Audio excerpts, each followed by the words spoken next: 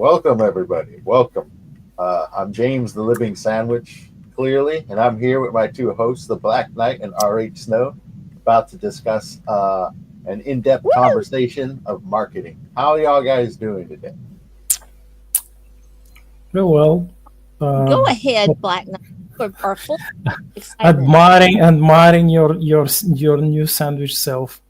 Um, and as always, I wrote and published a poem in the morning, and then did some my regular Tuesday edits, and after that, thankfully, I had been gathering some wholesome energy, so I was able to finish another chapter for my children's book. I'm not sure if I told you, Oh, but it is also set in the Star Shutter universe, but it's a children's book. It's a story. It should be a set of three stories about a boy named Tim and his sugar glider pet. And if you've seen sugar gliders, you know that oh, they're freaking adorable. Yes. And Tim has a scooter, which is heavily modified old Earth scooter, um, which he rides across Terraform Mars of Star Shutter and does things, goes on adventures, of course, which for him are adventures, like for the grown-ups who are just um, tasks that he is asked to do, which he of course does because he's a dutiful son, and he knows that if he goes on these tasks, on these errands, he will get experience and level up, pretty much.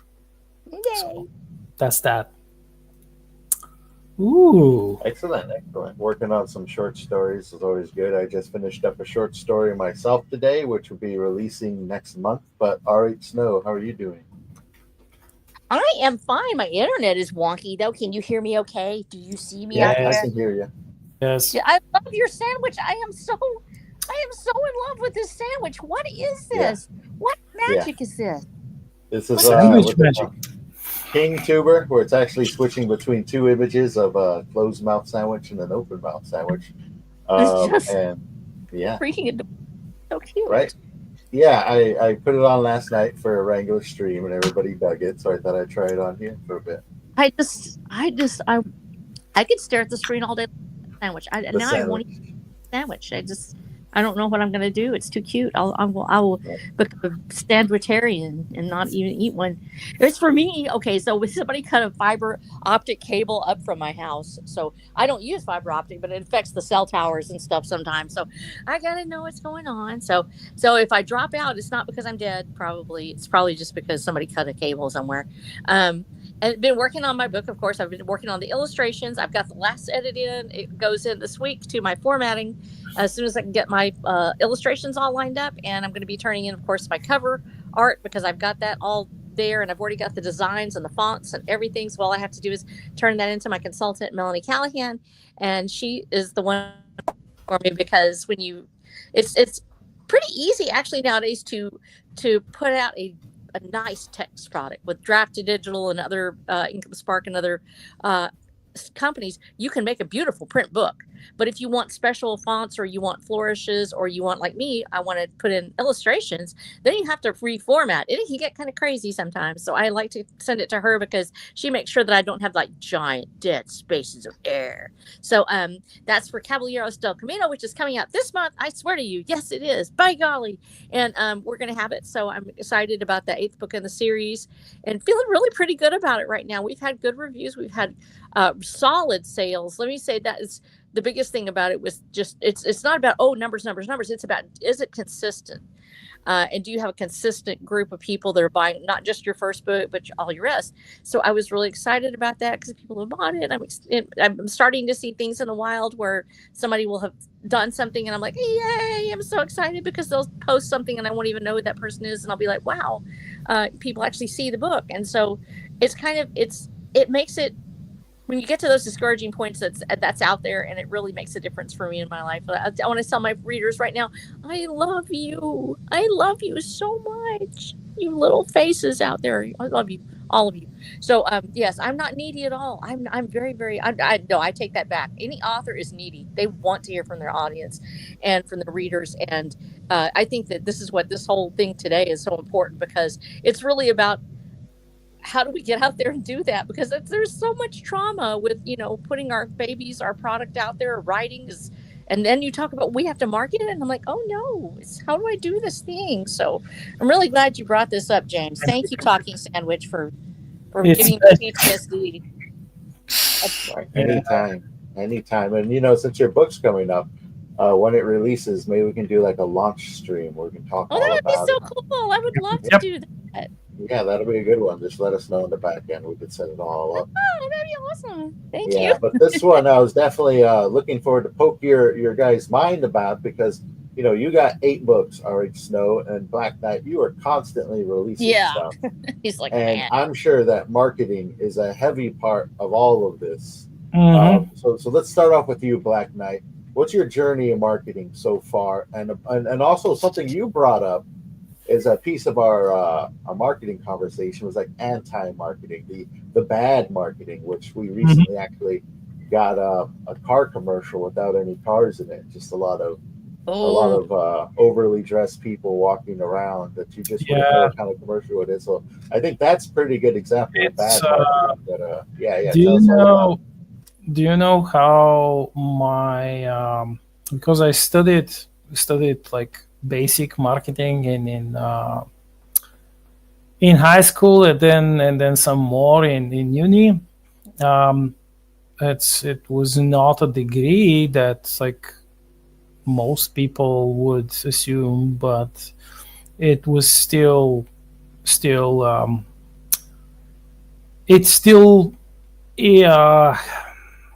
imparted a lot of knowledge on me on the subject, things that for the most part I cannot use because it was mostly corporate marketing, but that prepared me to know what is actually attainable with the resources on hand and the means on hand, and what is feasible, what is unfeasible. And most of what we studied was practically only temporarily useful and only for like big market entities with lots of cash,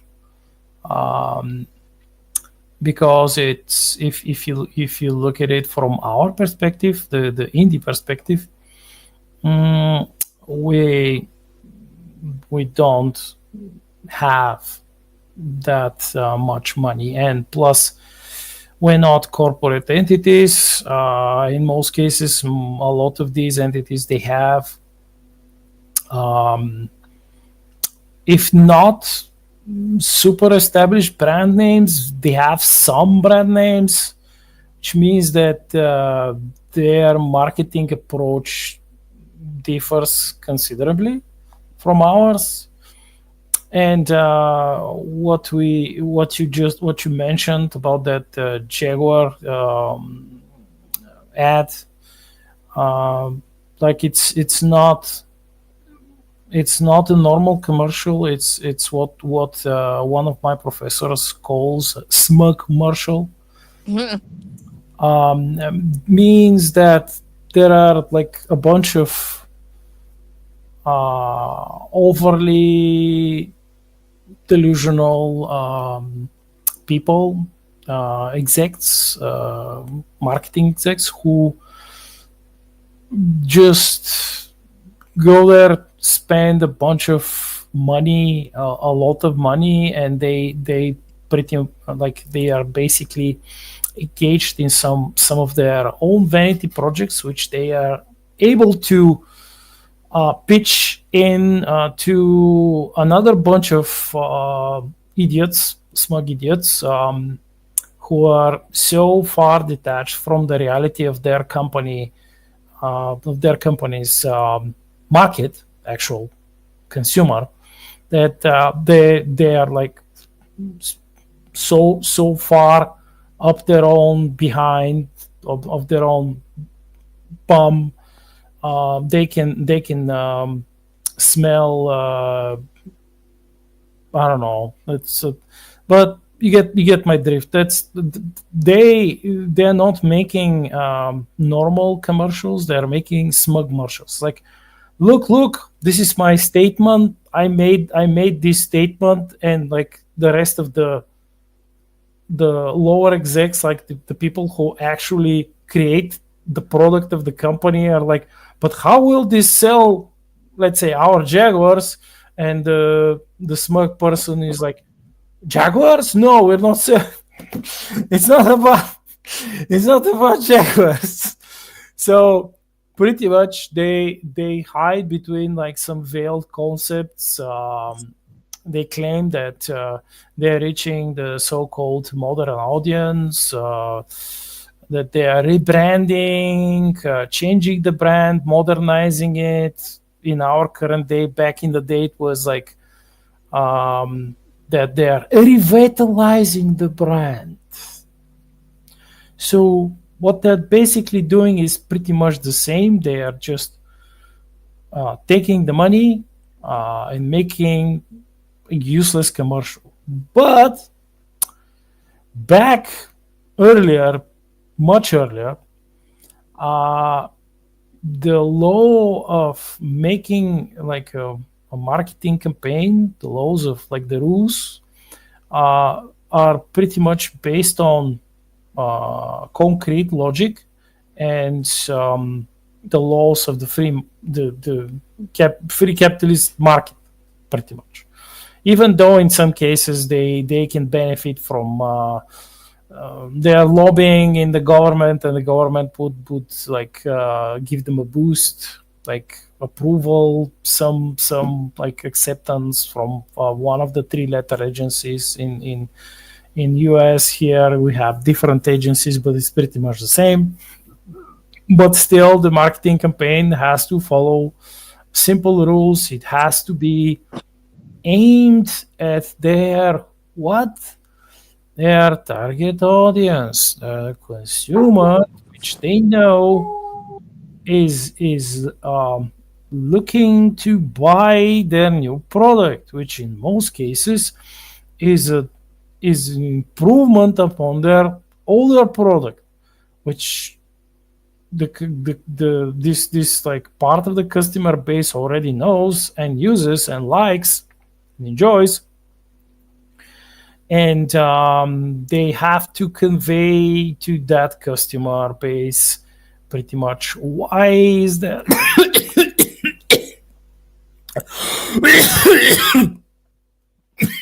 Don't die to Black Knight. Don't die. Don't let those marketing people get to you. You okay, fella? Yes, I'm okay. It bothered you so much it made you choke up. It's like, I don't know. it was the worst ad campaign ever. I probably died. No, don't die.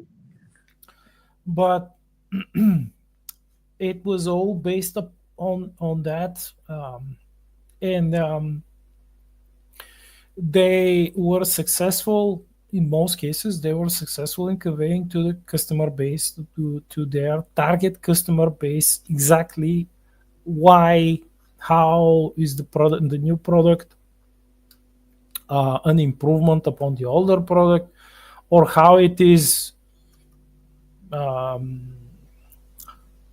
a continuation upon like all the beautiful things that they have been enjoying in the older products, all the advantages, and that's pretty much it. That's pretty much it. In our case, Uh, we don't have like 99.999% of the indies, they don't have a marketing budget. And they have to do everything, almost everything on their own. Or in our case, we have a small community of like-minded fellow conspirators, and we conspire, we plot, and we plot dastardly plots to promote our books, and that's it. And then you have the readers, our target audience. You know who you are. You are pretty much like probably 80% of our marketing, of the indie marketing, because it's mostly by digital word of mouth and social media. So that's the core of it. Of course, the big issues, or like the hardest part of it is that there are a lot of influencers and others who like to think that they're part of some form of like social media elite, and in many cases they are promoting quite loudly. They're promoting books and comic books and other stuff, and in this sense, they they are kind of like swallowing the little voices, the little indie voices, unless said indies have some kind of social media presence. Little is, if any. So then what you're saying, what you're advertising about your books, comic books, indie games, music, whatever it is that you're creating, can reach at least part of your target audience, and you're not going to succeed by going like the modern corpo approach, which is like, oh, it's for everyone. No, it isn't. That's not how marketing works. And you can see that they are failing. They are failing, even though they are pumping like billions of dollars in it. And that it's failing because they are treating the normal people out there. They're treating them like scum, pretty much. They're labeling them all sorts of isms and ists, unless they buy their subpar woke product, which it's probably the main reasons why they're losing, even though they have insurmountably high marketing budgets, and they're making crap like the Jaguar commercial. Or if you remember some time back, that Gillette commercial, which was not about Gillette. It was like some like anti-male statement by the activists masquerading as a marketing department. that's how they lost like a couple of $1 billion for in stock value for Gillette, and just like they're losing a shit ton of money for Jaguar right now with that ludicrous commercial. So that's what I am going to say as like initial bit. Yeah, definitely a big waste of money down there. And in comparison to what what an indie author has to produce, like if you don't have dollar bills to show, you're not going to get anywhere near as much marketing out there. And that's after, like you say, an indie author has to do everything. They also have to produce a cover, back cover. They have to find a means of producing the physical copy of the book, which is a different thing itself, and then hope that in the flood of books continuously releasing, both digitally and physically, in a variety of stores out there that are constantly closing, it sticks out. And that's actually partially why I got this little talking sandwich, because people notice when a sandwich talks. And if I have to become a talking sandwich to get some eyes on my products, and so be it. Yay, look at me, I'm talking. But R.H. Snow, what has your journey been with marketing so far? Well, first of all, let's go back in my magical mind. Back, ding, ding, ding, ding, ding. Back into the days of when marketing was actually first really coming along in the electronic medium, because I'm that old. And I am born in 1962, and we actually have that golden age of television advertising. You had print advertising, you had magazines, you had these things that you would actually buy a page worth of marketing. And it was incredibly important.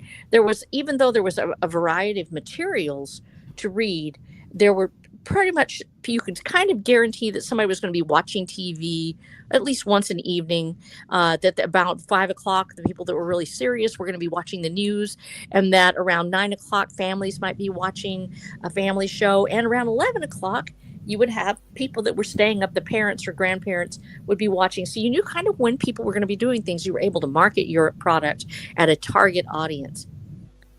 We have no grasp on how much things have changed just within the last 5 years. The ability to reach out and touch a market has almost vanished overnight. We no longer have a particular point of contact. Probably text is the most direct form of contact anybody can have. I know very few people in my age group that actually watch, in quotes, television. And I'm 62. People that are younger than me don't watch it really at all. They can't. They may know that Yellowstone's a show. They may watch it, but they'll binge watch it on Netflix, or they find a show they like and they come back after the fact and they watch it on one of the streaming services.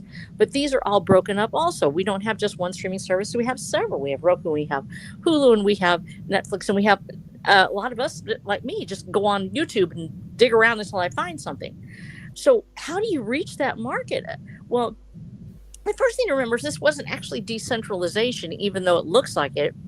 This actually becomes a monopolization of the market, as you have YouTube is owned by Google, one of the largest companies in the world. You only have 6 companies in the world that actually own almost all of the media.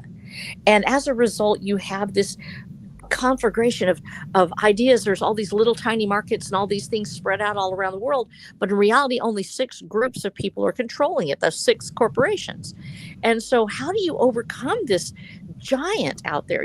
We're literally David with our little slingshot going, I want somebody to hear my voice, I want somebody to see what I made this thing. And it's not just in marketing, it's in publishing, it's in everything.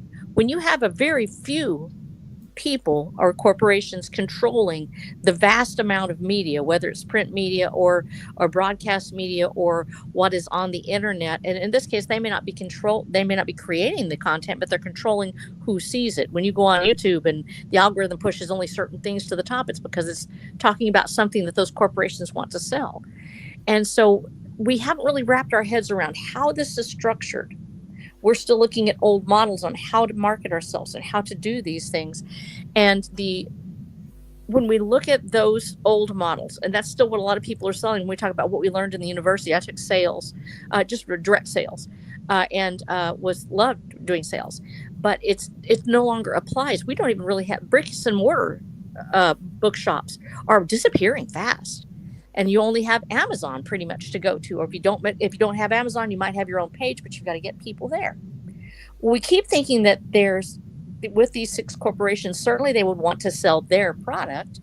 And we look at their models and we go, okay, they say they run an ad on Amazon, or they run an ad on YouTube. What we fail to realize is that they don't really want to even sell their own product. They are not trying to sell a product at all. With ESG, which was the energy agenda that they had out there, where they would start pushing people towards a depopulation agenda, that when the World Economic Forum brought this out, that they wanted people to stop owning things, they wanted people to stop reproducing, they wanted people to stop trying to live their own lives in an independent manner and instead do exactly what they're told by the state.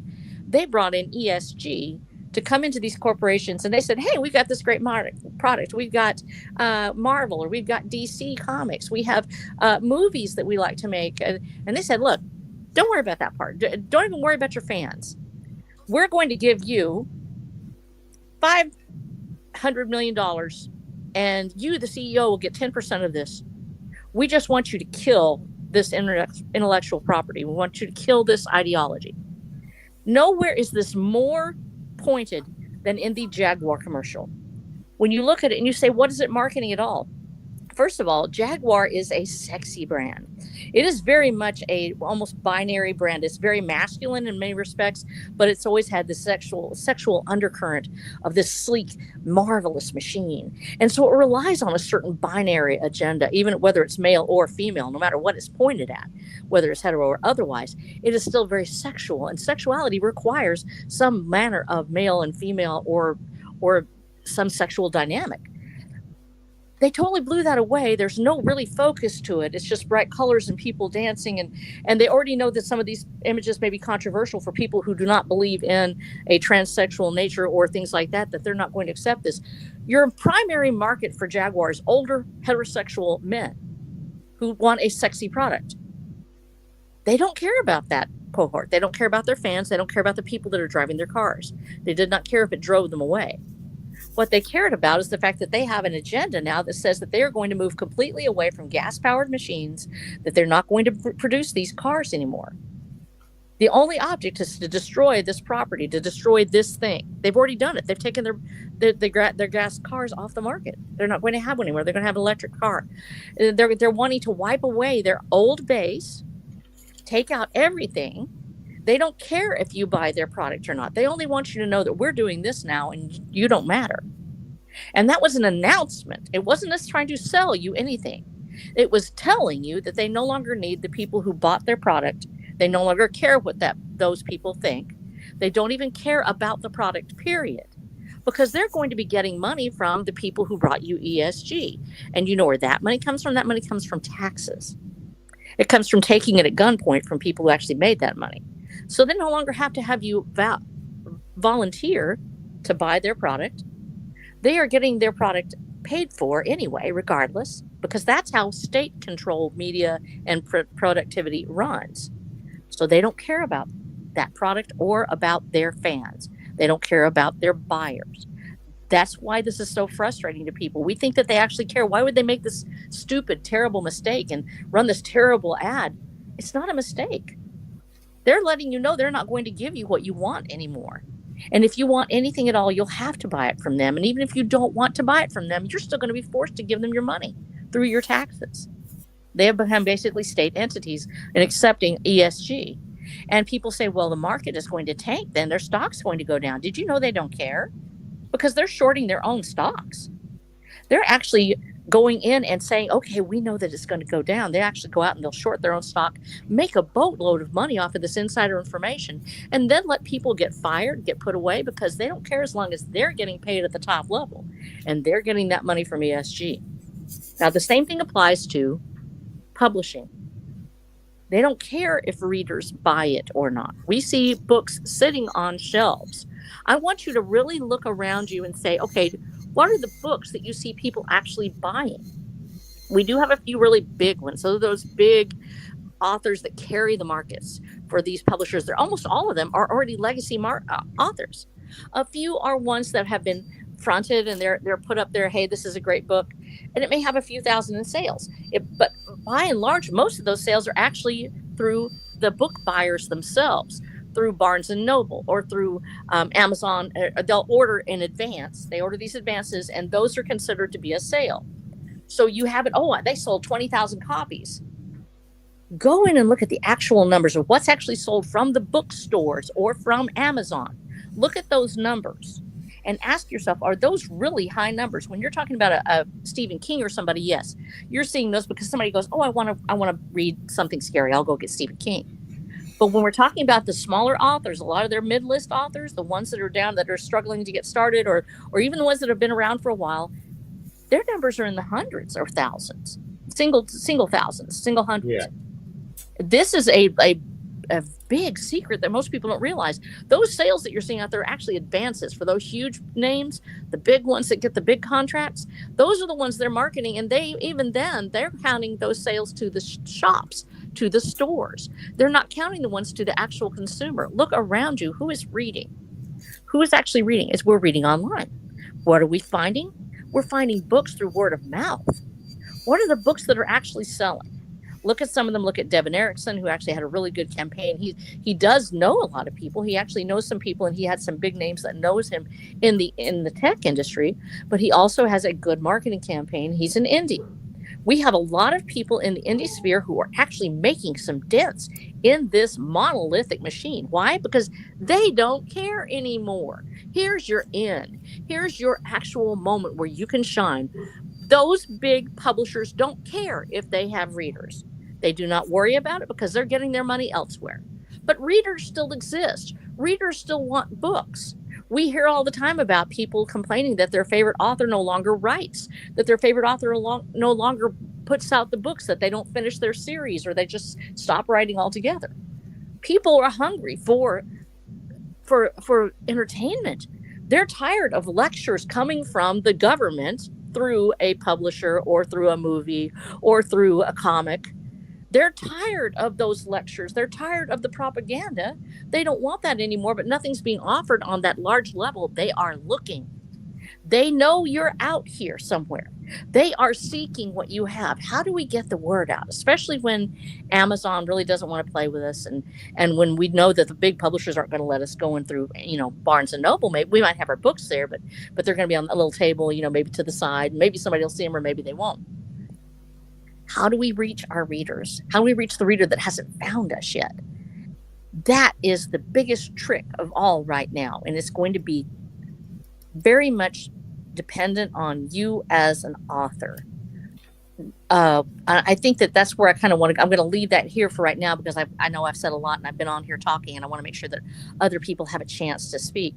But I'm so in love with the fact that I can get on here and I can tell people, here's what's really happening in the markets, that we can actually say this is your marketing, this right here, the ability to speak on this platform and the ability to speak on a platform like X, formerly known as Twitter.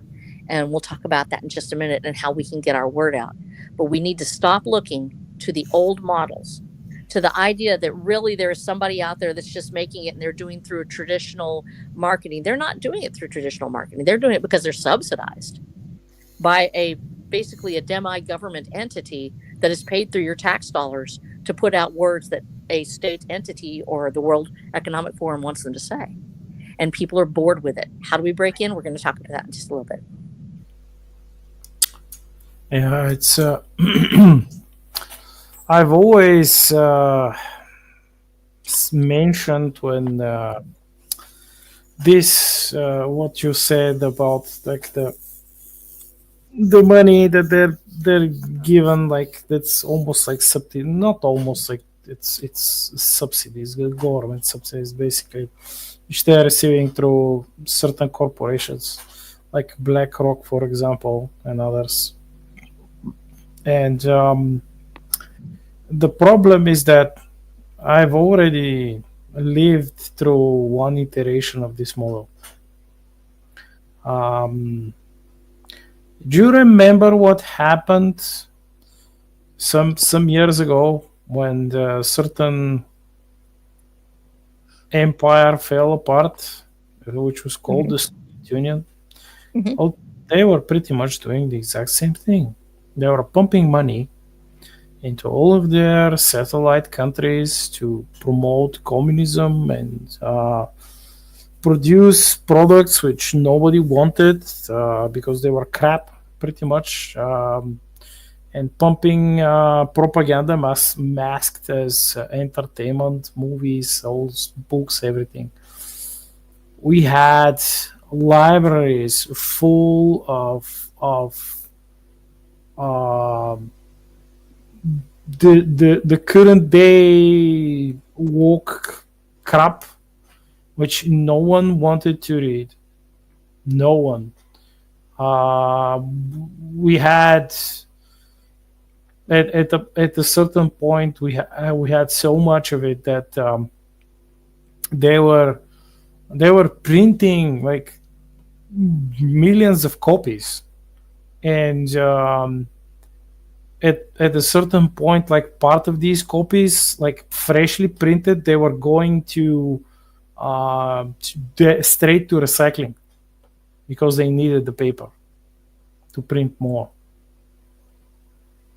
So yeah, Wow.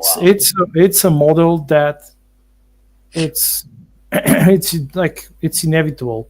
The failure is inevitable.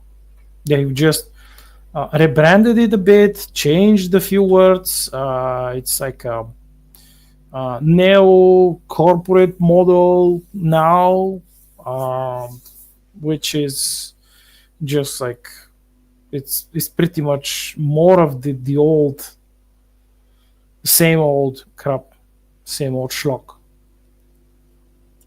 Definitely. It's like someone told me that's like, oh no, it's not gonna fail because they if they lose too much money they'll just uh, replace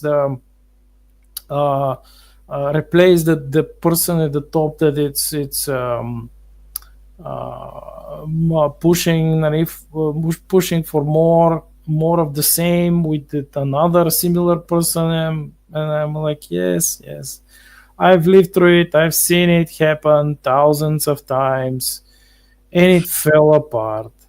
Just like all of these things, it's just a matter of time. And us now, we may be pretty much no one at this point, but in some like a couple of years time, maybe more, things will change for us.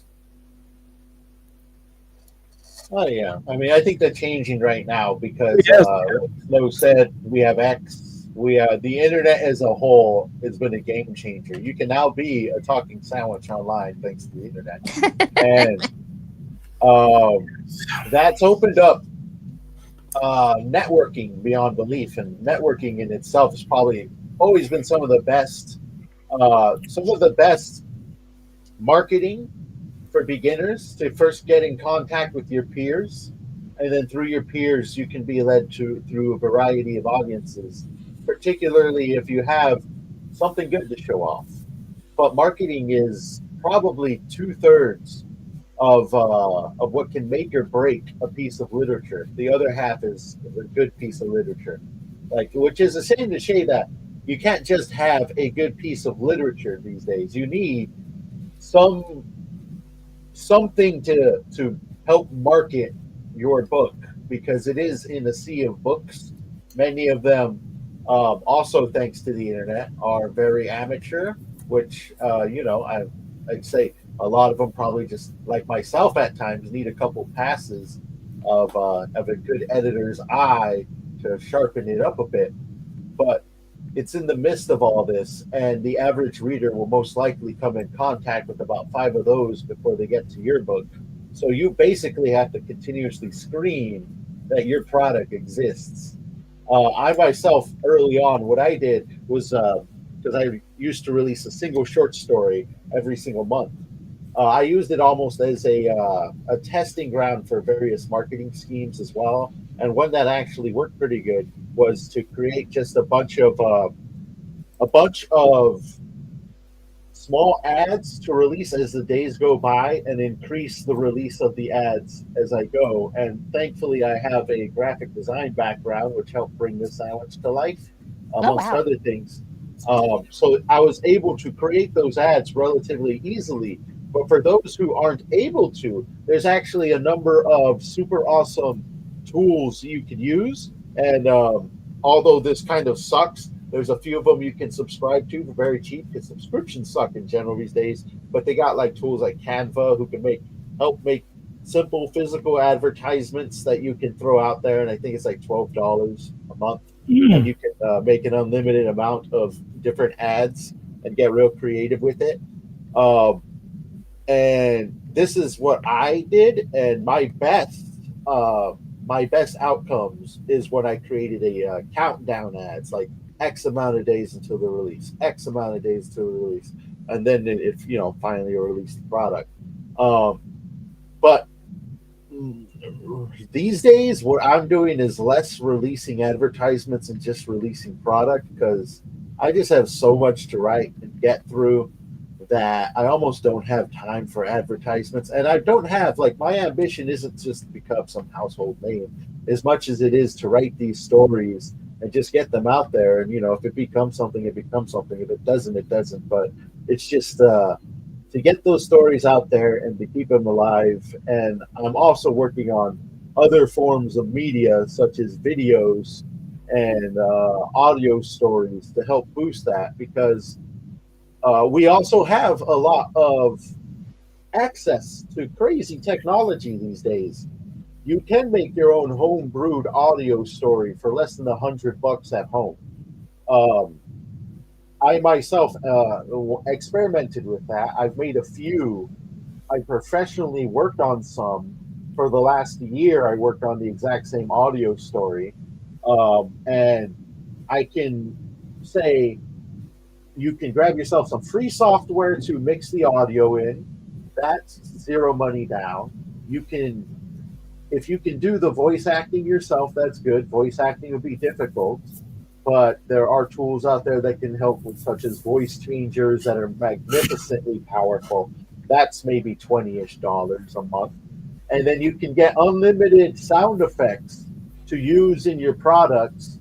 You can get a year's license for like $50 to a sound bank of over 1 million different sounds to choose from. So all this is out there and available and extremely helpful to market your material because if what you're also going up against is primarily other prose literature, it's good to have small snippets of what it would sound like exterior prose literature so people can get an idea using multiple senses of what your book's about. They can not only see it, like what a good cover can do and what a good physical ad can do or digital ad, but also they may be able to hear it.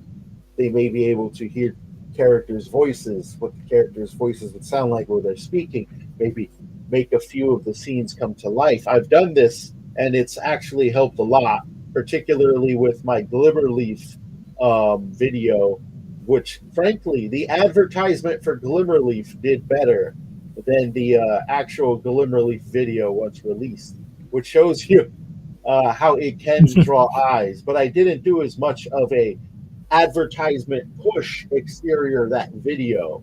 Um, I made one ad for Glimmerleaf and then I just kind of released it. And I felt like if I would have done what I did with the other ones and create a countdown and images saying like X amount of days till Glimmerleaf releases, it could create a little bit of a FOMO prior to the release, which will help with initial sales and getting eyes on your product. Is that FOMO, which is fear of missing out.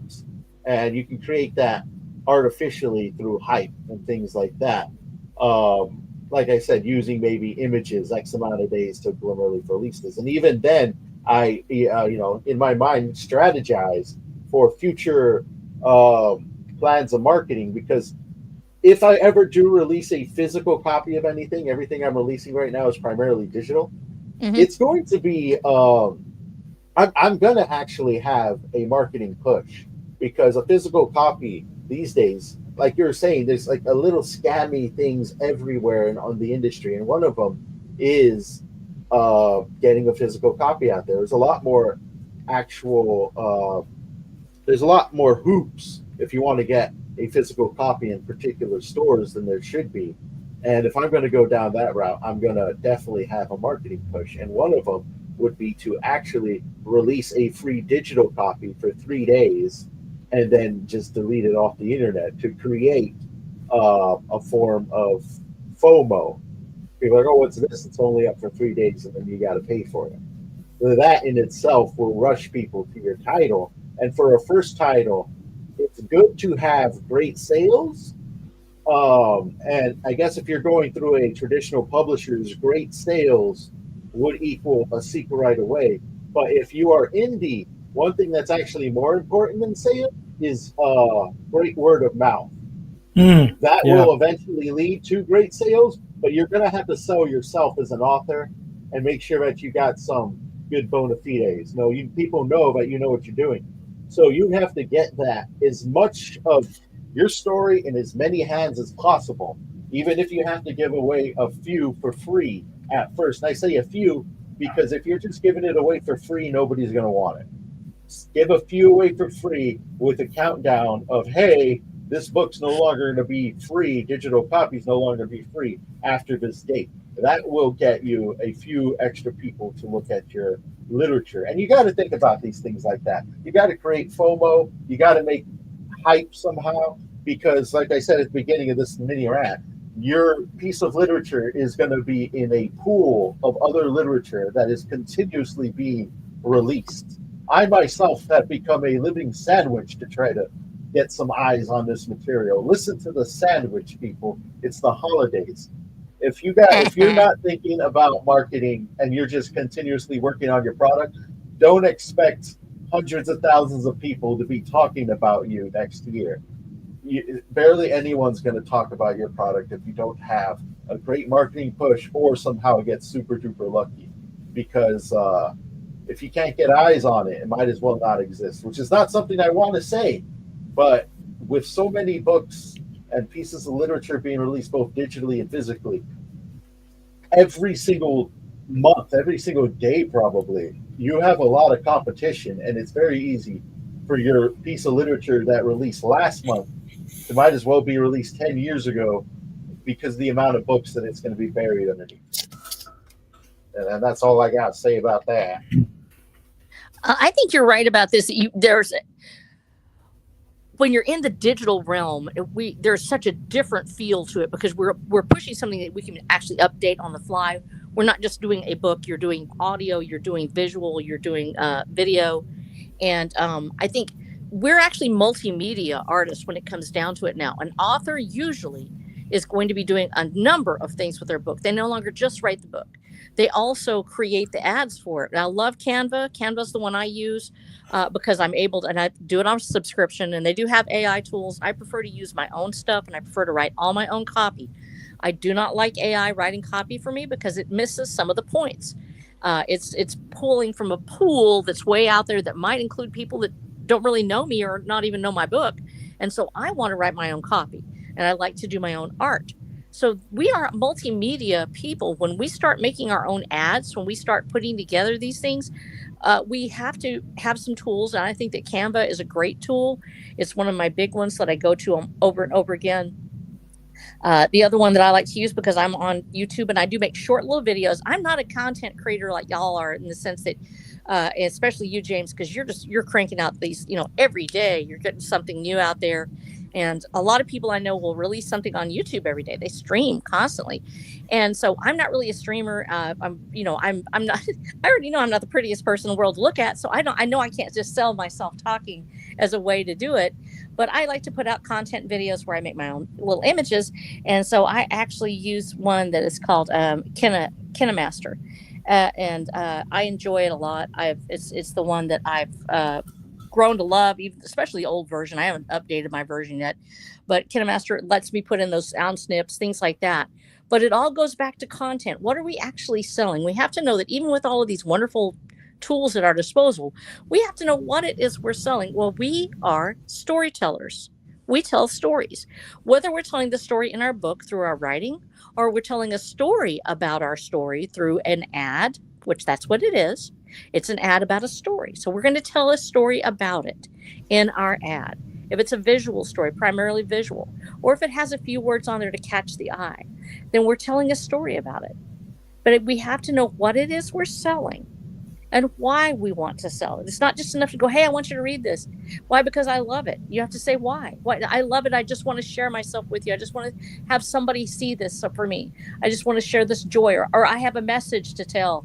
This is what I've seen, and I believe this is an important message. Or I want to be able to help my family, and I found out I'm good at what I'm doing, and I'll make more for you if you'll buy this. We have to know what we're selling and why. We have to know those two things.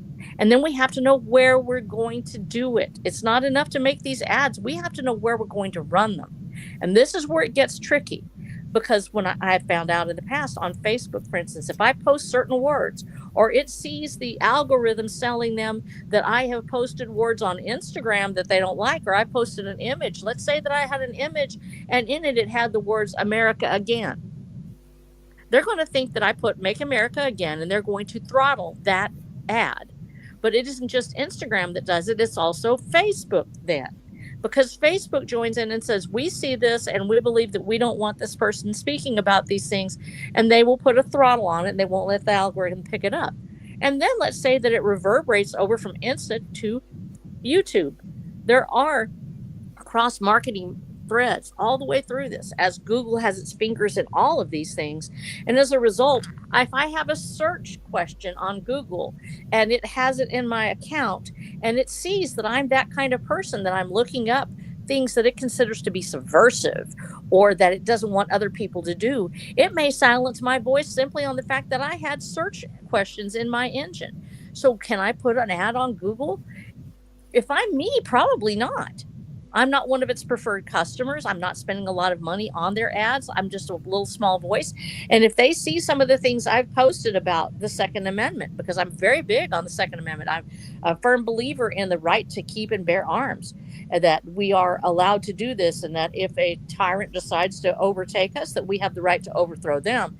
That's very subversive, and it can get us actually dinged. Of course, this is only in like on Minecraft or something like that. But even YouTube right now, I'm thinking to myself, I could get this video banned if I said that. So we have to be so careful. And then when that platform knows, it alerts the other platforms. I've had a friend who put out an ad. You can spend good money, and that does not guarantee that the platform will run it. You can have a perfect ad. It can say everything it's supposed to do. It can be absolutely nothing subversive in it. And yet they will run a cover on it that says this is sensitive content, or they won't even show it. Because I worked very closely with a man who was actually selling some items that had nothing to do with anything political, and his own account wasn't political. But he had other accounts on other platforms that were, and they found out. And so Facebook throttled it. I've tried a few Facebook ads. Sometimes they work pretty well. The demographic, however, is not the one I'm looking for. Demographic of Facebook is now women over the age of 45.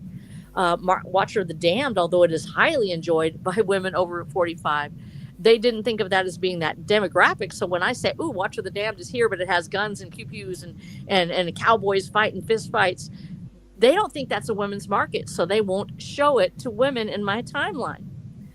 How do we overcome this? You have to find a platform that will let you speak your mind.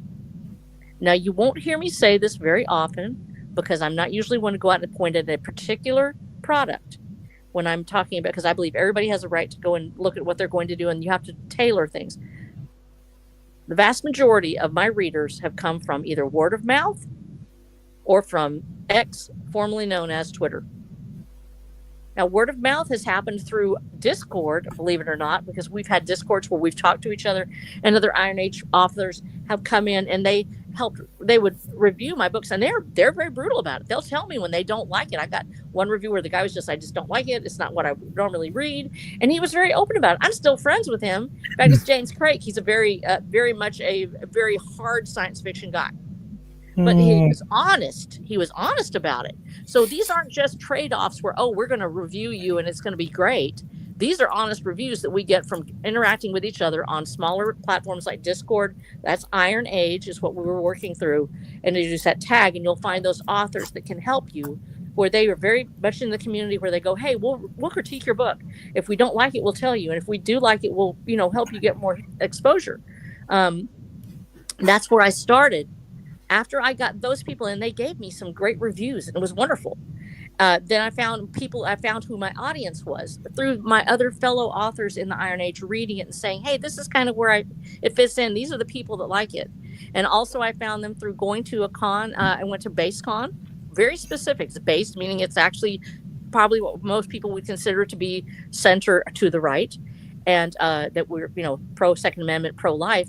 And so I went to a convention there, had some fantastic interactions, met some of my readers, and they have been absolutely wonderful to me. Melinda H is one of them. A fantastic Heath, her husband, I met them, and she has been an absolute godsend to me. He was one of my first readers, and she went through the whole series. John Carmack, actually with Doom, is another guy who really supported me at the very beginning and was very supportive of me at that convention. But outside of that, once you get out that side, there's that little circle of authors and people who are interested in literature.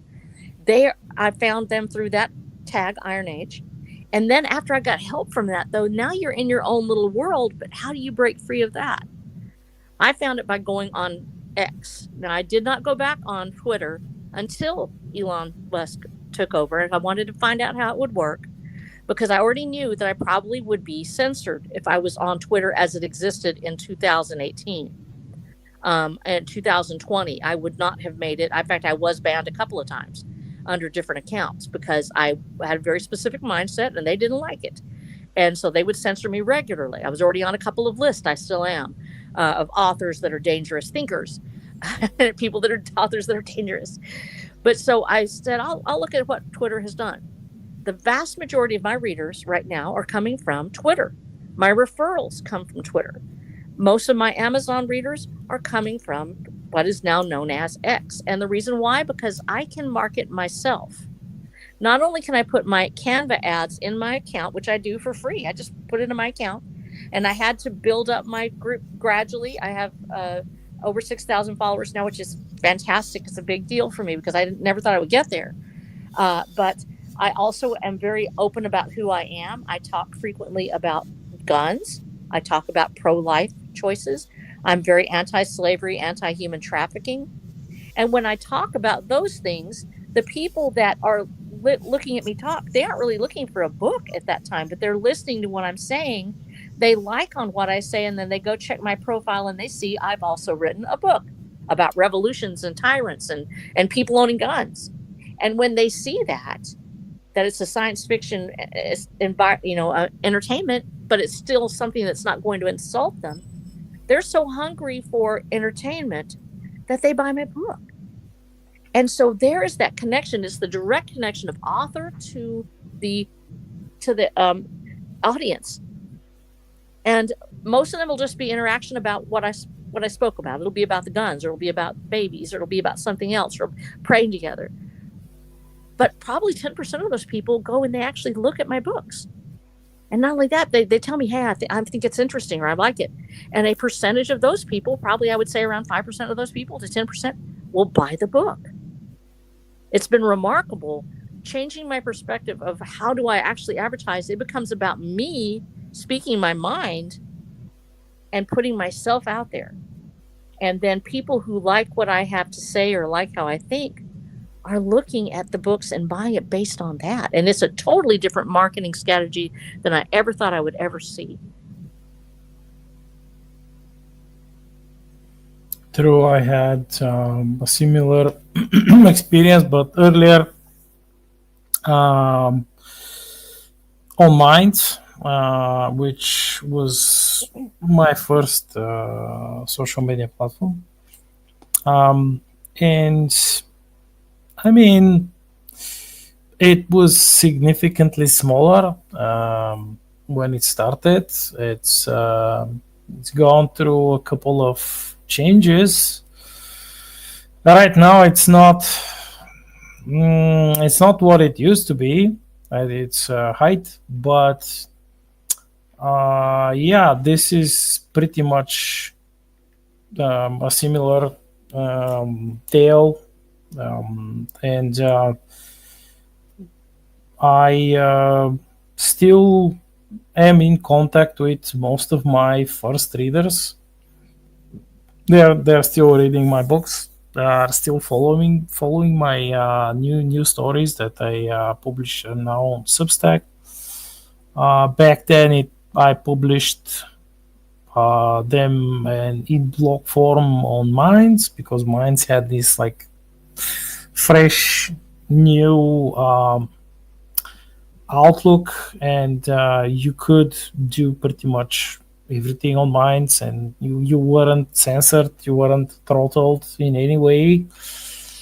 But I mean, things changed because they changed. Like they had a sort of a currency on Minds, which was earned through real interactions with people. But they made it so you could buy it with real money, and it pretty much ruined everything, destroyed everything, because they attempted to pull some, oh yes, we're going to link it with crypto, and you can buy it with real money and then sell it and transform it into crypto and this and blah blah blah. And it's like this made the platform like a heaven for all sorts of grifters and bots who farmed clicks, fake interactions for tokens, and so they could make crypto. So basically destroyed the platform. Wow. But yes, yeah, I most of my readers come from it, and lots of it was like personal interactions, as you said, talking to them, which is almost like a digital convention. Yeah, and that was it. That's pretty much it. That's in, well, you could say that's the new a new marketing model for indies. Yeah, And as far for you mentioned reviewing, I'm not quite sure that some of these reviews have I mean, they have value, but it's not that I have gained much more in terms of growth and knowledge from the, like, not as so far as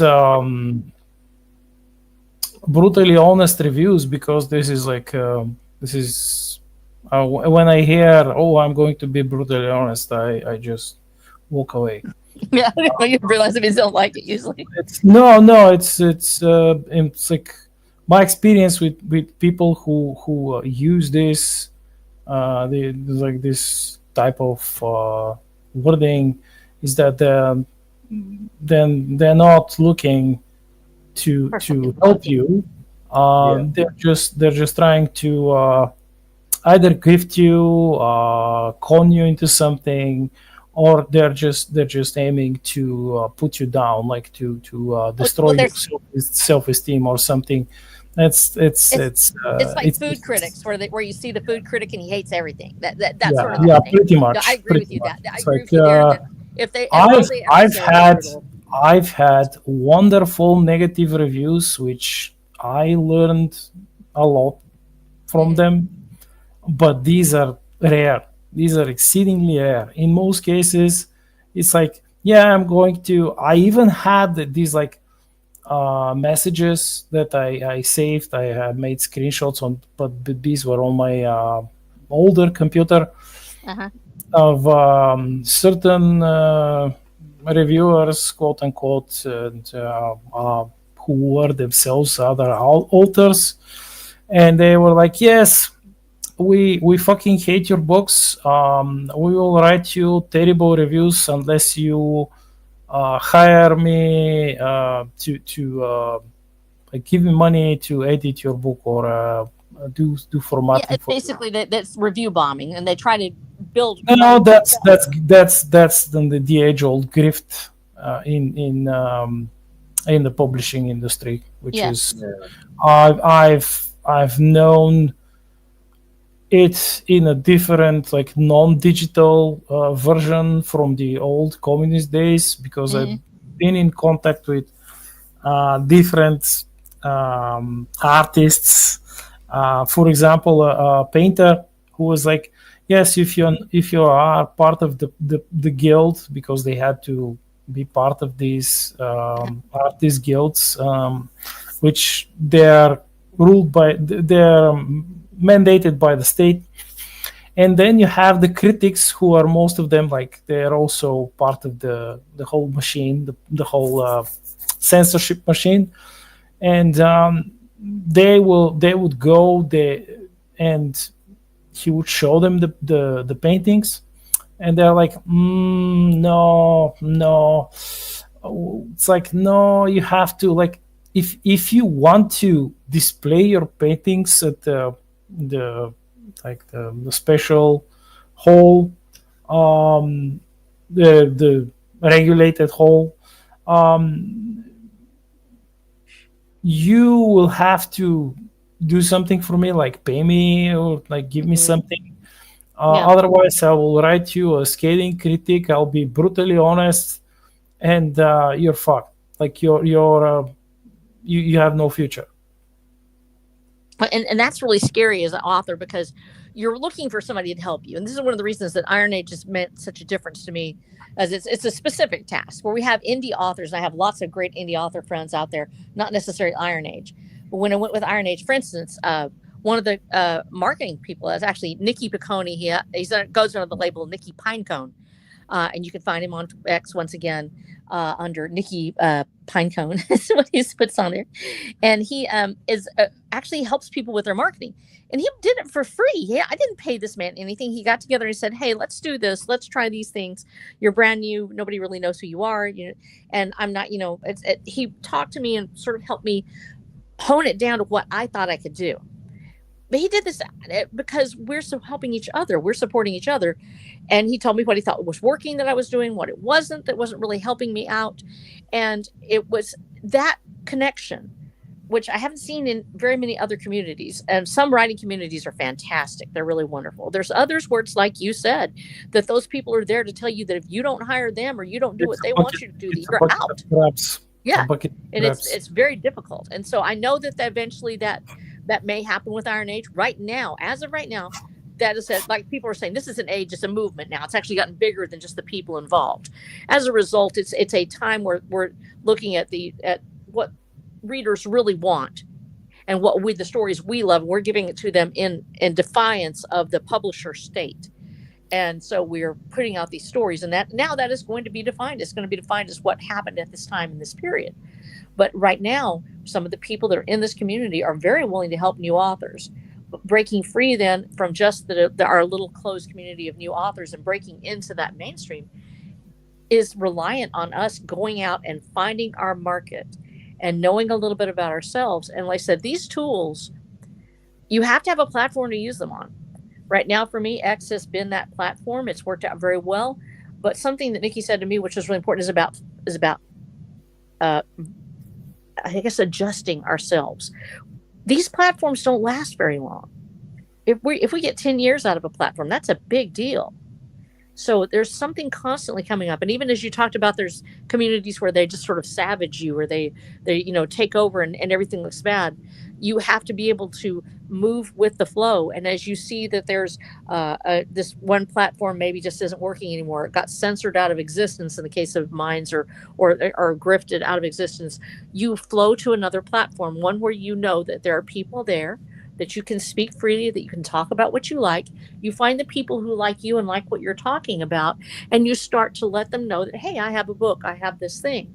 And you find those people, because it's interests that really sell people. Well, how do we find people that have common interests?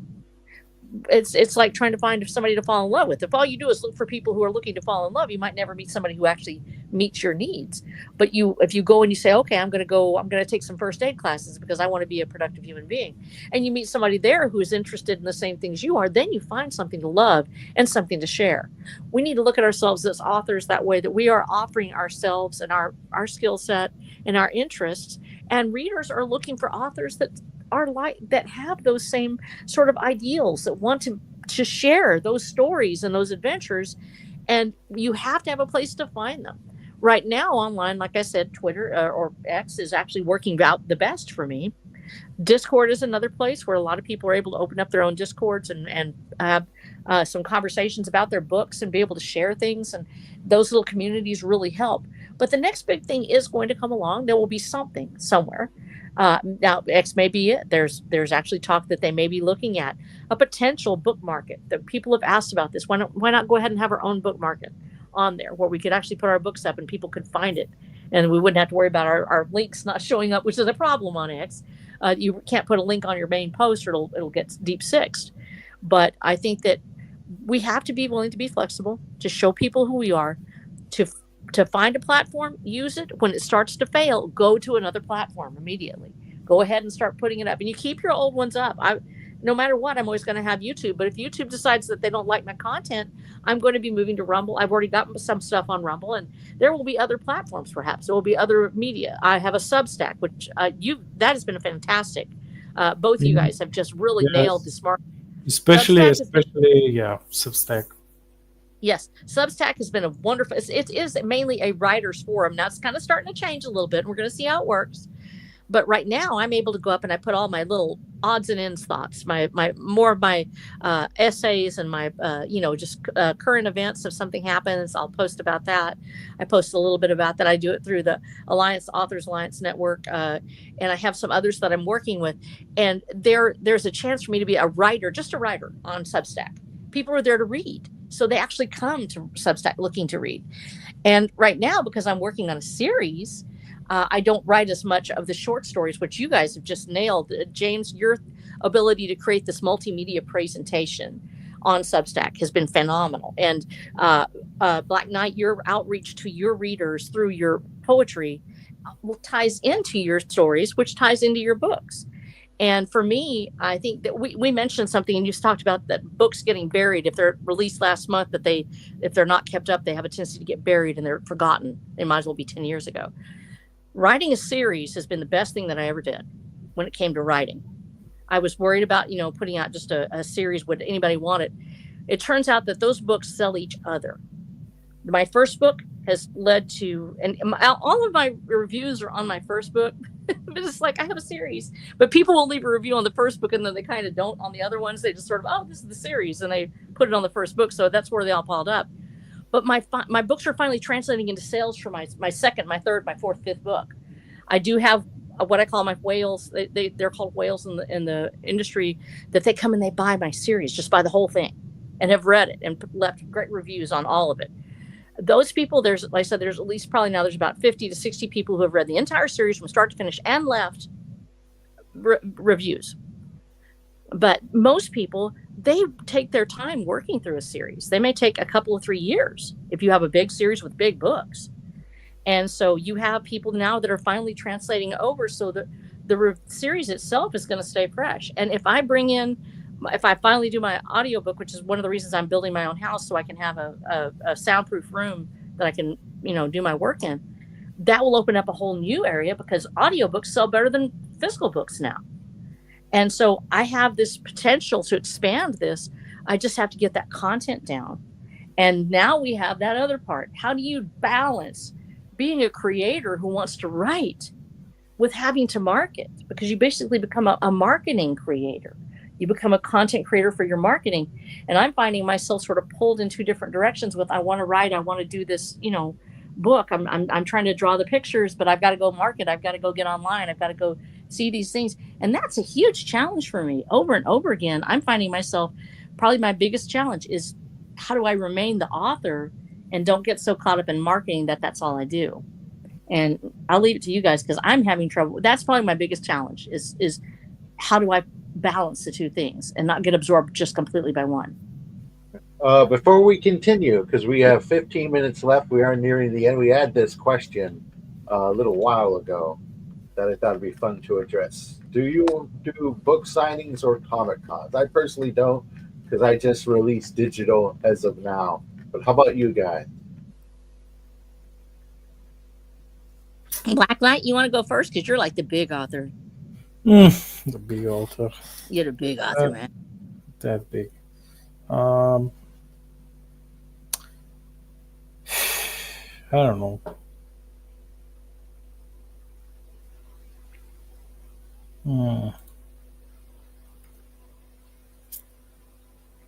I am not sure that I will ever get to a Comic-Con and sign books. Maybe if I'm really lucky, I'll get to that point somehow. I don't like to talk about this part. It's okay. It's not that I don't want to. In my case,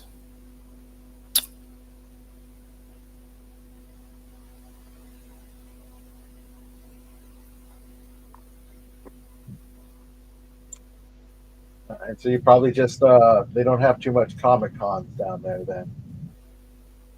Who no. knows? Maybe for your next one, who knows? Maybe we can do some live signings on air every time Oh, that somebody would be buys a fun. book or something. I mean, like I said, that's part of marketing is what we're doing right here to a Yeah. large degree. But what about you? What about you, R.H. Snow? Do you do any? Yes, signings I love to do signings. In fact, I will send signed books to my readers if they want that. I will, I try to. It gets expensive after a while, dude. When you're sending it to reviewers and you're like, "Wow, this is like $50 worth of books," it makes me appreciate how much my readers spend just buying my books. If I think it's expensive, what they must think, And so I always try to keep my books affordable as much as possible. And that's kind of the downside of doing digital, doing Kindle. I'm probably going to come off of Kindle Unlimited. I've got my first book on Kindle Unlimited right now, but Kindle Unlimited hasn't really translated for me. It's not, for whatever reason, it shows hundreds of sales, but then it won't show the page count, which is really weird. It's like it won't show up. And I don't know why. There's something glitched out on it or whatever. And so I'm like, I'm probably going to go back to just doing the digital and selling it for like 99 cents a piece. But when I do have my physical books, I go to the conventions whenever I can. And of course, this last couple of years has been really wild because my husband had his wreck. And I actually went ahead. I was scheduled to be a speaker at a convention. My first convention, I was a speaker. My second convention, I was scheduled to be a speaker and to do a book signing. And he had his wreck, and I couldn't go. I just couldn't leave him behind. I didn't want to. He was like, go to see your people. And I'm like, I leave no man behind. And if I'm going to write about it, I'm going to live it. And that's my husband. So I said, you know what? You're worth more to me. I would rather be with you than as much as I love my readers. I have to be the person that I'm supposed to be. And if I write about heroes, I need to act like one. And so I was, this year I won't be able to go. Well, then, of course, the next year, my niece had passed away, and I had a heart attack because I was trying to do CPR on her. And so I couldn't do it this year. But I have big hopes that as we go into next year, that I will start going to the conventions again. And I say big hopes because it's always the world can turn and something could happen. But we do have local conventions, and I will be announcing those when I do choose my convention. We have several in Texas that are available, and of course we have BaseCon, which is a marvelous convention. LibertyCon, wonderful, wonderful convention. Son of SilverCon is, I think there's so many great conventions out there right now that aren't infected by that woke virus. They're still open. FenCon is one that was wonderful to me. Actually had Larry Correa up. That was that year that I went, and I signed books, I sold books, I had a great time at the convention, and I actually turned over a lot of sales. And part of it is because I was really blessed that my designers, my branding, the people that I've worked with, my cover artists, their books are visible. The branding is great. The fonts, and I helped with that. I helped with all the designs and everything. And because of it, we have a very recognizable brand. So from a distance, people saw it. They're like, "Oh, westerns," and they hadn't seen that in a while. And then it's a sci-fi western. So if you love Westworld, or if you love, Book of Eli or Fallout, people were immediately attracted to it. Yeah. So yes, I love those conventions. I want to go, and I will be announcing them. And I hope that by this time next year, you will be seeing me signing books at a convention, and I will make sure to let everybody know. And I may even get a couple of 3 in there if we're blessed. Oh, excellent. Now we have another question for you. Are you doing audiobooks with Watcher the Dam? Yes, I'm starting the audiobooks. I do have an audio series. It's actually like a mini series.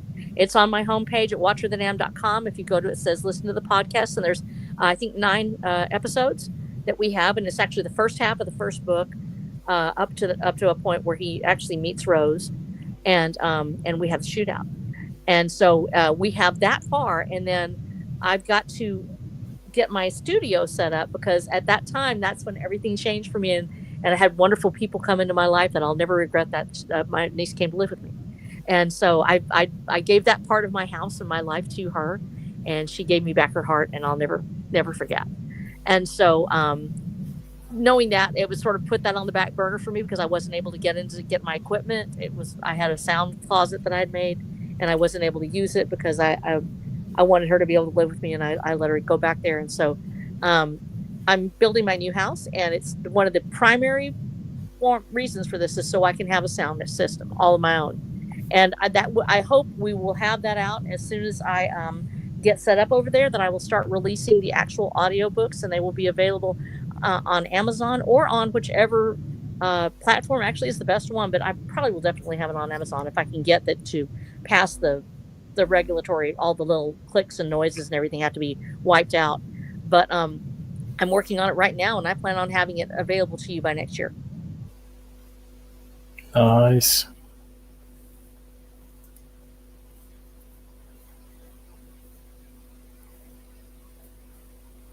Oh no, our sandwich isn't talking anymore. Talk, sandwich. I'm talking. My dog came and bothered me for a bit. So. Oh, well, your dog wants a sandwich. Amazon Audible?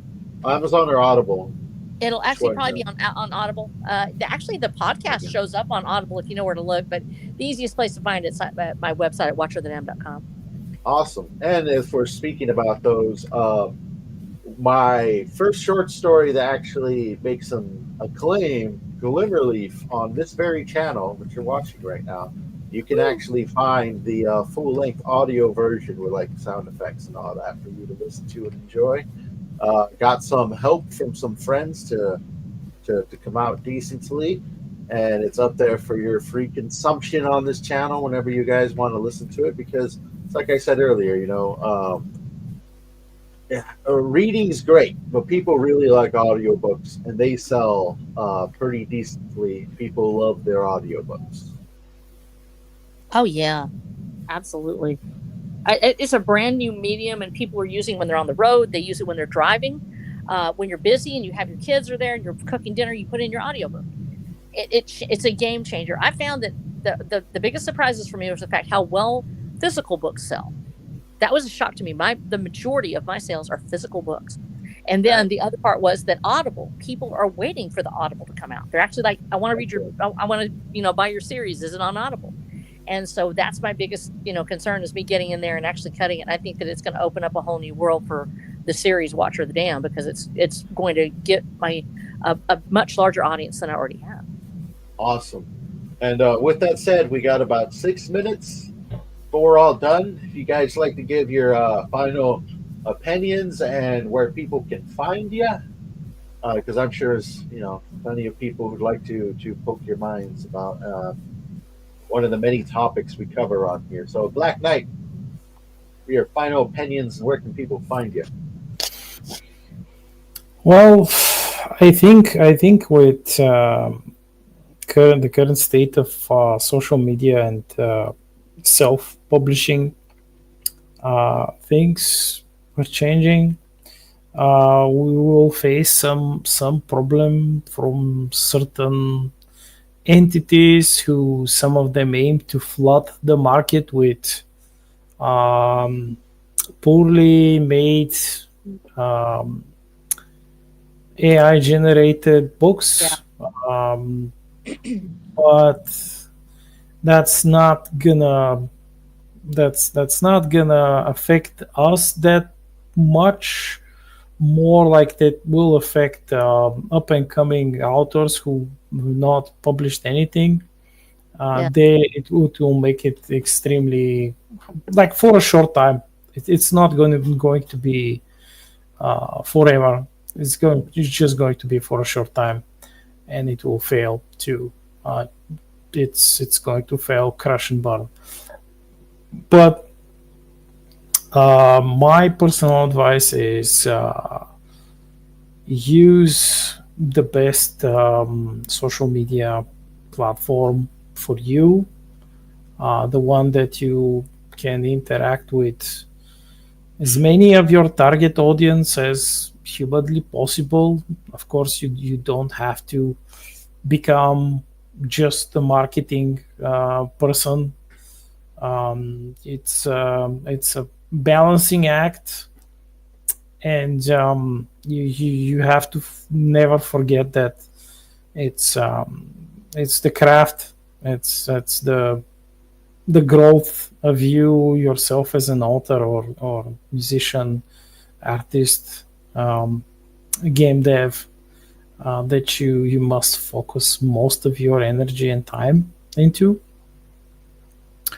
and just just um, don't compromise your integrity. This is what your the readers who will become your long-time readers are looking for. They want someone who is not afraid to keep trying, keep learning, keep growing, and improving, and keep delivering exactly the type of fun that they are looking for. And you can find me on Amazon. You can find my all of my books there. Um, every book from the Star Shatter series, plus the two short story anthologies, Mandate of Sword and Railgun and The Blood of Tyrant, and then the two Velin short novellas, Conan-esque novellas, The Rifle Song and Velin the Bunker of Death. And recently I have published my 100% old school fantasy, Lord of Bones, which you can also find on Amazon.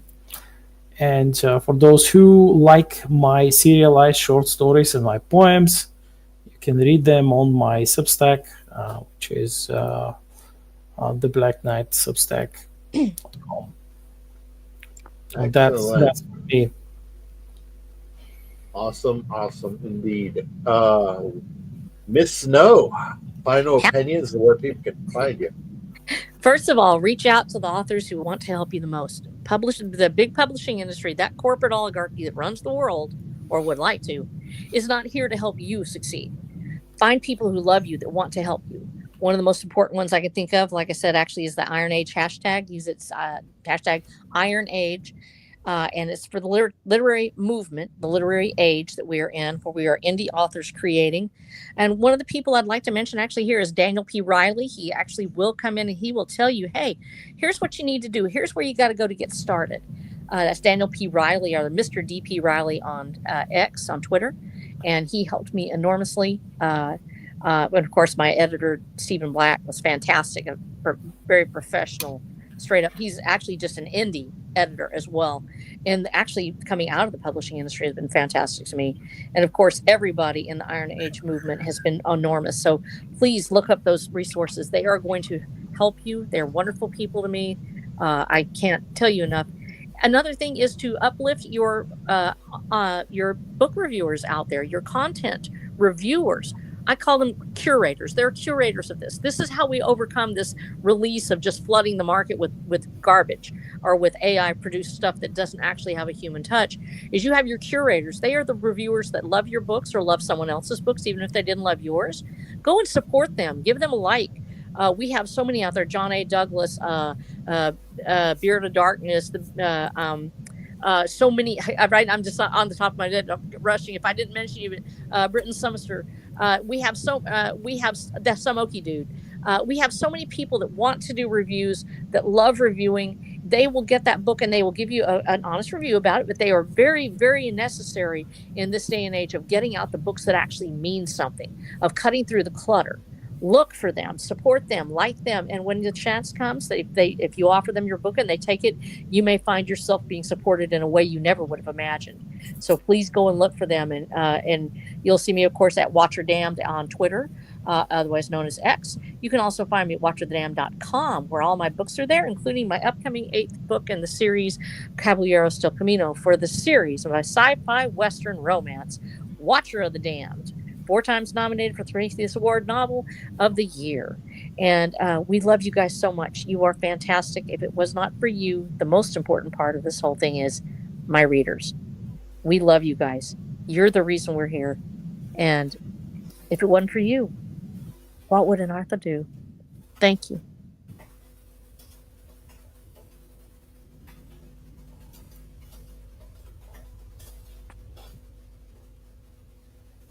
All right. Sorry about that. I had a few tabs open, but I myself am James Esparza, a living sandwich. A little bit slow in the head. I am a sandwich.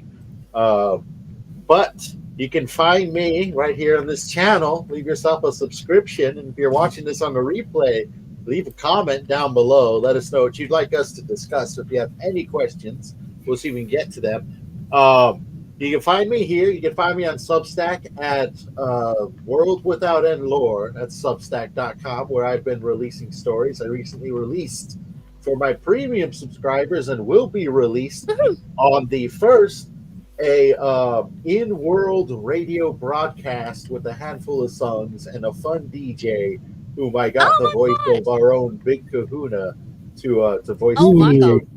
So it's pretty funny. It's going to be going up on the 1st, and it's going to be one of 3 videos, and a lot that I want to release in the future, because for me, it's about releasing stories above just, the literature, because like I always say, I'm not much of a writer, but I definitely like writing stories.